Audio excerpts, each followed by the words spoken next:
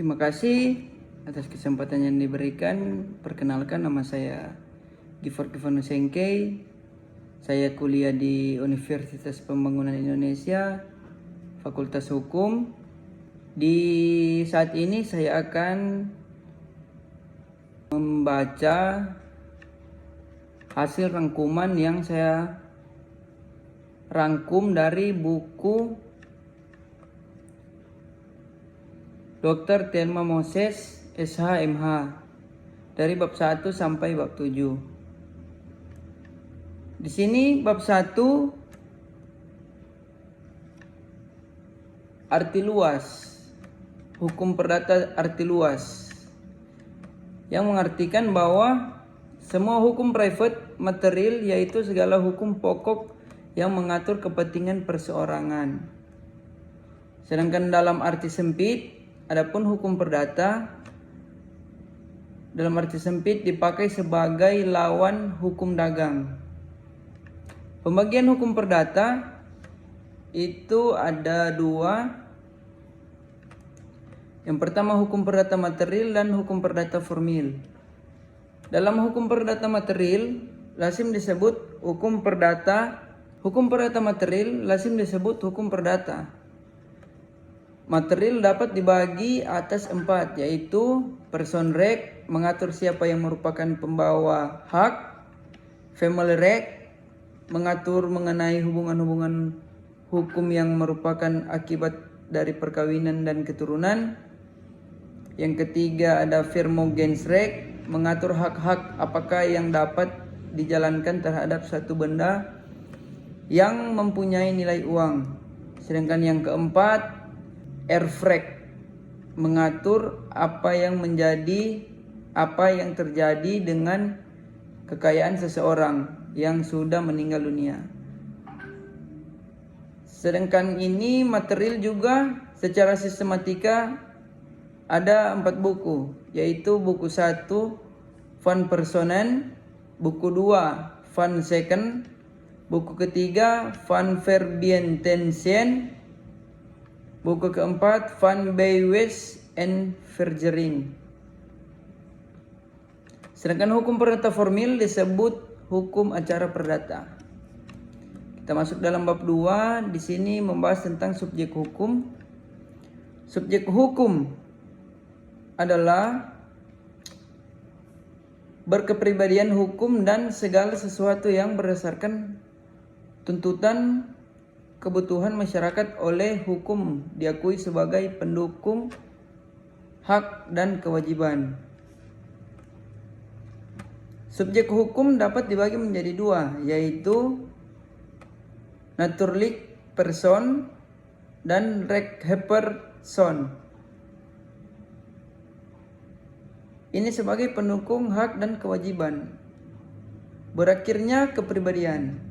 Kepribadian seseorang berakhir apabila seseorang sudah meninggal dunia. Ketidakcakapan. Menurut undang-undang, orang yang tidak cakap untuk melakukan perbuatan hukum adalah orang yang belum dewasa, orang yang ditaruh di bawah pengampuan, orang yang dilarang undang-undang. Pendewasaan merupakan suatu cara untuk meniadakan keadaan belum dewasa terhadap orang-orang yang belum mencapai umur 21 tahun. Nama merupakan identitas seseorang sebagai subjek hukum. Tempat tinggal atau domisili. Tempat tinggal digunakan untuk menyampaikan gugatan perdata terhadap seseorang tetapi jika seorang itu tidak mempunyai tempat tinggal, maka tempat tinggal di mana dia sedang berada. Kita masuk dalam bab 3. Di sini ada hukum keluarga. Yang pertama ada perkawinan. Perkawinan adalah ikatan antara laki-laki dan perempuan sebagai suami istri dengan tujuan membentuk satu keluarga atau rumah tangga yang bahagia dan kekal berdasarkan ketuhanan yang Maha Esa. Ada syarat-syarat perkawinan. Di sini syarat-syarat perkawinan ada 9. Yang pertama di sini ada persetujuan kedua calon mempelai. Yang kedua, laki-laki berumur 19 tahun sedangkan perempuan 16 tahun. Yang ketiga, izin orang tua atau pengadilan bila belum 21 tahun. Yang keempat, belum terikat dalam perkawinan. Yang kelima, tidak cerai untuk kedua kalinya dengan suami atau istri yang sama yang ingin memperoleh menikah. Yang keenam, untuk janda, waktu tunggu telah berlalu.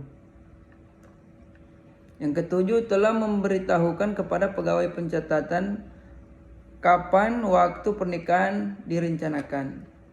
Yang kedelapan, tidak ada yang mengajukan pencegahan. Yang kesembilan, tidak ada larangan karena di sini terbagi lagi ada 5. Yang pertama, hubungan darah dalam garis lurus ke bawah atau ke atas. Darah pada garis samping keturunan terkait dengan susunan keluarga, berkaitan dengan kerabat dengan dan istri atau sebagai bibi atau keponakan dari istri dalam hal seorang mempunyai hubungan yang oleh agamanya peraturan lain yang berlaku, dilarang kawin. Sini ada tata cara. Tata cara sendiri ada 4 poin. Poin yang pertama dilakukan menurut hukum masing-masing agama dan kepercayaan. Poin yang kedua dilakukan di depan pegawai pencatat dan dihadiri oleh 2 orang. Diadakan setelah hari ke-10 sejak pengumuman wasiat perkawinan oleh pencatat. Yang keempat, akta nikah ditandatangani. Suami istri menerima kutipan akta tersebut. Akibat perkawinan, di sini ada 9 poin juga. Yang pertama, suami istri mempunyai kewajiban yang luhur untuk menegakkan rumah tangga yang menjadi dasar dan tatanan masyarakat. Yang kedua, berkewajiban untuk saling mengasihi, mencintai, menghormati, menghargai, setia dan saling tolong-menolong lahir dan batin. Yang ketiga, suami adalah kepala keluarga yang wajib melindungi istrinya dan memberikan segala sesuatu keperluan hidup berumah tangga sesuai dengan kemampuannya. Poin yang keempat, istri ibu rumah tangga yang mengurus urusan rumah tangga dengan sebaik-baiknya. Suami istri harus mempunyai tempat tinggal tetap yang ditentukan bersama. Yang keenam, melahirkan anak yang sah. Yang ketujuh, kedua orang tua wajib merawat mereka untuk dan mendidik anak-anaknya dengan sebaik-baiknya sampai anak itu kawin atau dapat berdiri sendiri. Yang kedelapan, harta yang diperoleh selama perkawinan menjadi harta bersama yang penggunaannya dapat dilakukan oleh suami istri dengan persetujuan kedua belah pihak. Yang kesembilan, harta bawaan suami istri tetap menjadi milik masing-masing selama tidak ditentukan secara lain. Di sini ada poligami, ada juga alasan dan syarat-syarat berpoligami, perceraian. Perceraian adalah salah satu sebab dari putusnya perkawinan karena berbagai alasan. Di sini ada alasan-alasan perceraian. Yang pertama ini ada salah satu pihak berzina atau menjadi pecandu alkohol, menjadi penjudi dan lain-lain yang sulit disembuhkan. Yang kedua, salah satu pihak meninggalkan yang lain. Yang ketiga, salah satu pihak menerima hukuman 5 tahun atau lebih berat setelah perkawinan dilangsungkan. Yang keempat, salah satu pihak melakukan kekejaman atau penganiayaan berat yang merugikan pihak lain. Yang kelima, salah satu pihak cacat atau sakit yang mengakibatkan tidak mampu melaksanakan kewajibannya sebagai suami. Yang keenam, antara suami istri terjadi perselisihan terus-menerus dan pertengkaran dan tidak ada harapan untuk kembali dalam rumah tangga. Sini ada keturunan. Keturunan ialah hubungan antara anak dengan orang yang lebih tua atau lebih luas dari itu. Ada 2 golongan anak, yaitu anak sah dan anak tidak sah. Bagaimana yang disebutkan dengan anak sah? Anak sah ini sendiri disebut sebagai anak sah karena lahir dari perkawinan yang sah antara ayah dan ibu. Sedangkan anak tidak sah adalah anak yang lahir di luar perkawinan. Kita masuk dalam bab 4, hukum benda, pengertian benda. Semua benda dalam arti hukum dapat diperjualbelikan, dapat diwariskan, dan dapat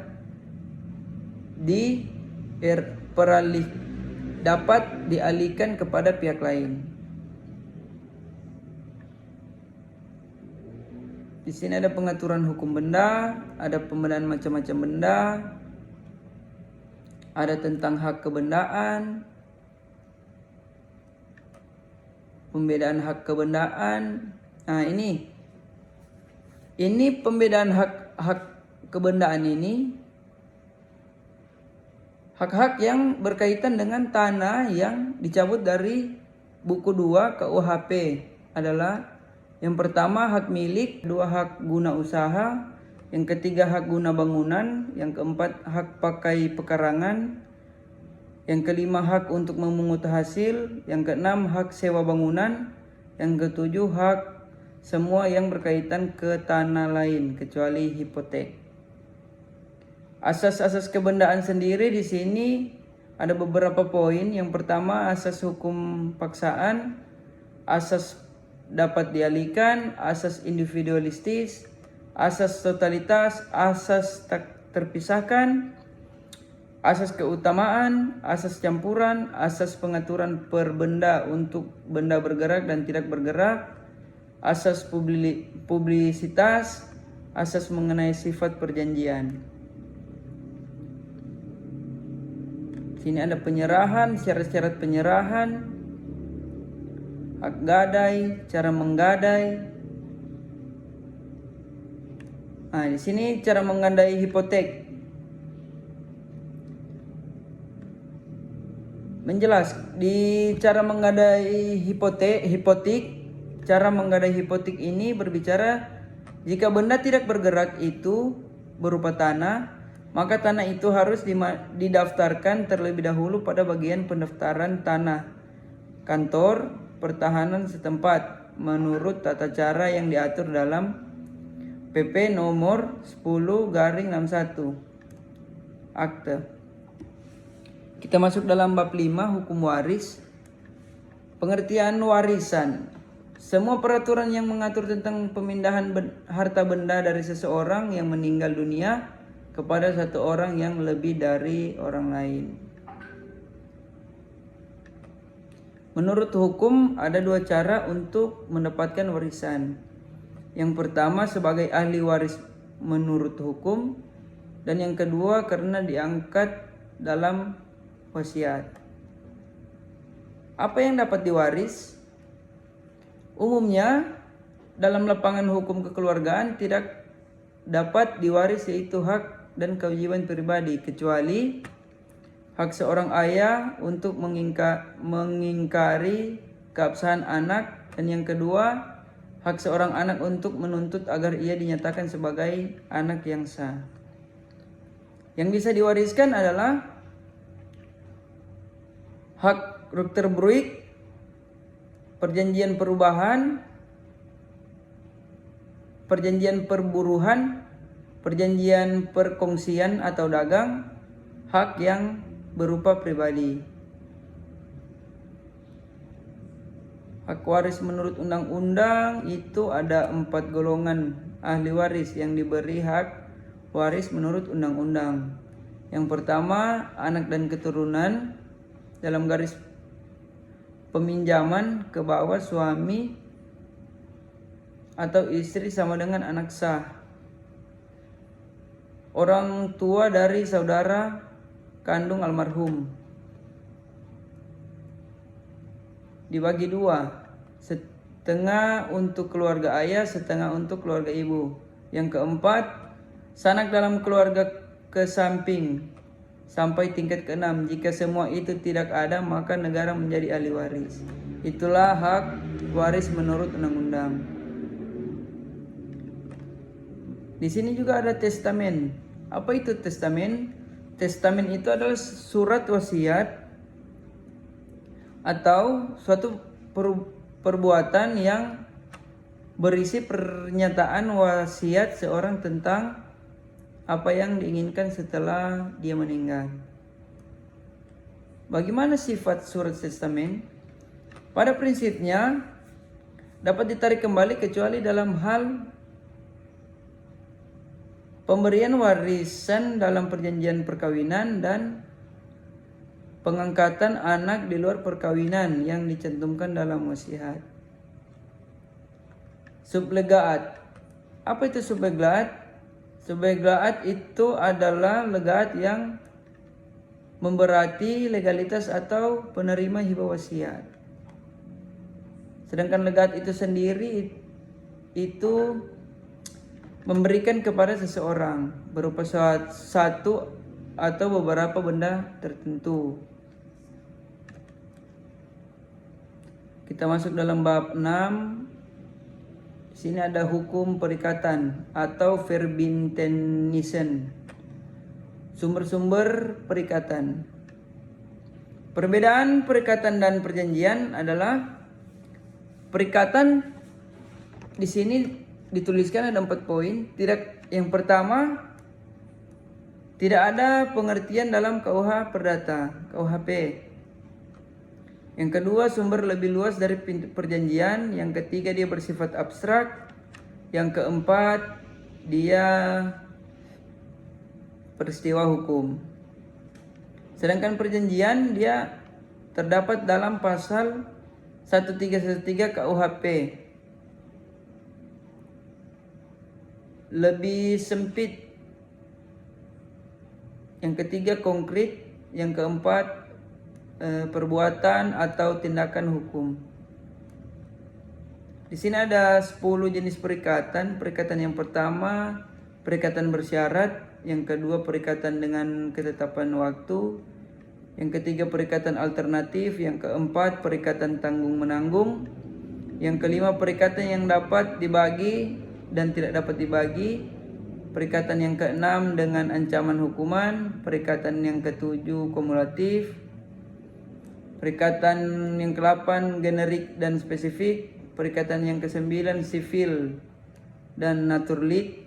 Yang ke-10 ada perikatan pokok. Sini ada prestasi, wan prestasi. Apa sebenarnya itu prestasi? Menurut capaiannya, akannya dapat dibedakan menjadi 3 jenis, yaitu yang pertama, akad untuk memberikan sesuatu, misalnya jual beli, tukar menukar, hibah, pinjam meminjam dan sebagainya. Akad untuk melakukan sesuatu, misalnya membuat lukisan, perjanjian untuk perubahan.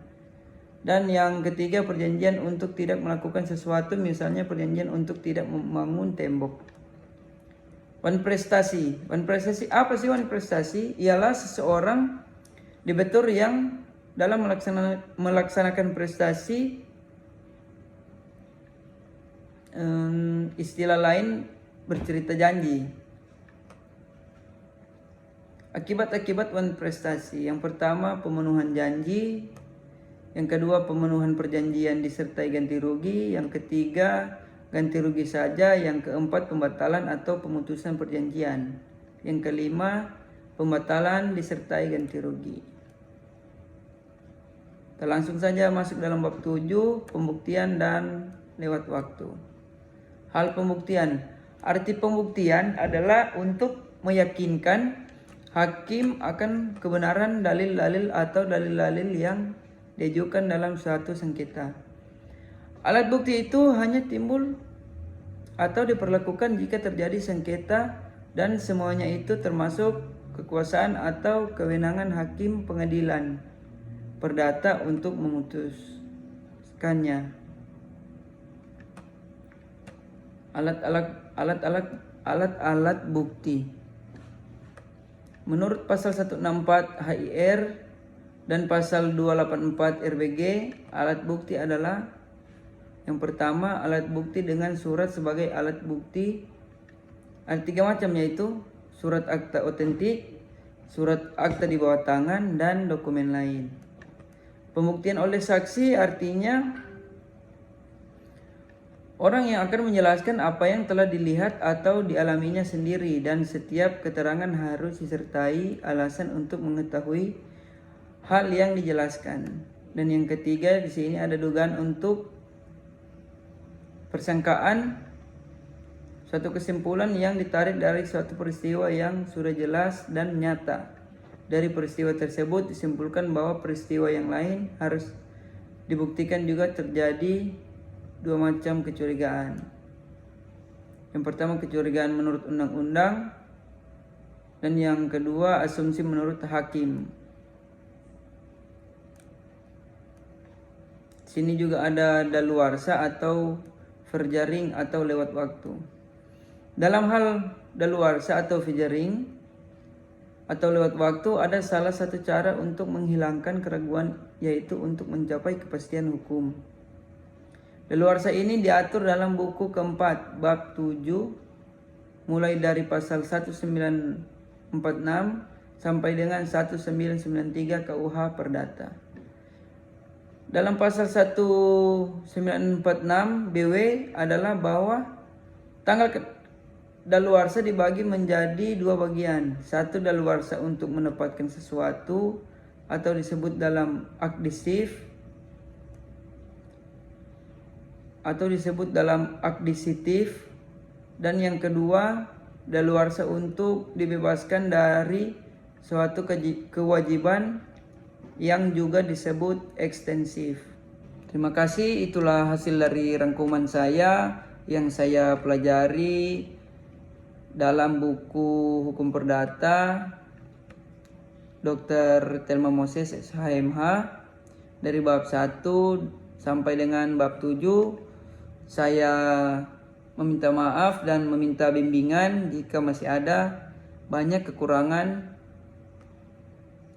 apa yang saya katakan dan lakukan. Saya rasa cukup. Universitas Pembangunan Indonesia itu berada di Kota Manado, berada di Kecamatan Malalayang, Kelurahan Bahu. Misalkan teman-teman ingin bergabung bersama kami, bisa hubungi saya, bisa juga melihat-lihat di ada website unpi.ac.id. Saya rasa cukup. Sekian dan terima kasih.